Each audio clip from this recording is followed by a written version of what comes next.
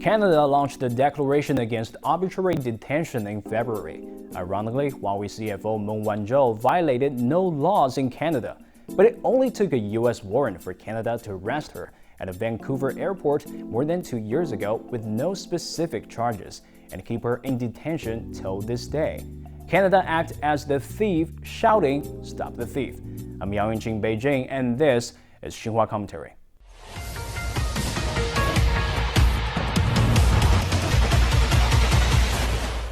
The funny thing is, when you take a closer look at what Canada says, it reads almost like a detailed self-confession of its own wrongdoing. Here it says, around the world, foreign nationals are being detained arbitrarily. Arbitrary detention violates established principles of human rights, the rule of law, and the independence of the judiciary. Isn't that describing Canada's involvement in Ms. Meng's case for its big bro? And here's more.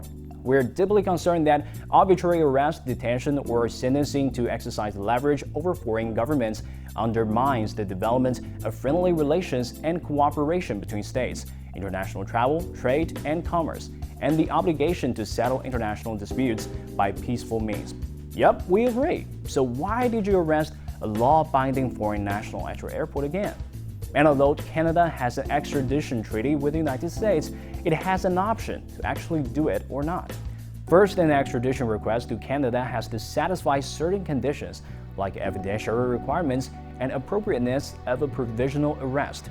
Whereas in Meng's case, the U.S. provided no real solid evidence. Still, Canada chose to follow the U.S. lead. Second, Canada's Justice Minister can determine whether to authorize the commencement of the extradition proceedings. Once an extradition case can proceed, Canadian courts must determine whether there is sufficient evidence to justify the person's committal for extradition.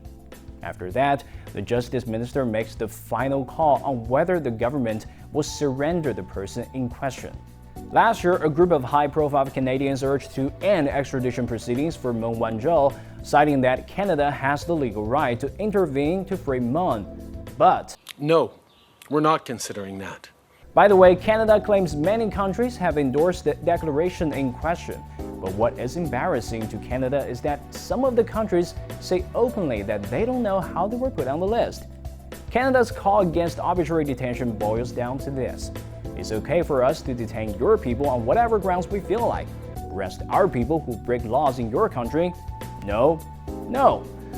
Last but not least, I'd like to wrap up this episode of Xinhua Commentary with a quote from this lady from China's Foreign Ministry. 如果家方真的反对任意拘押，那他应该言行一致，知行合一，立即释放孟晚舟女士，让她平安地回到中国。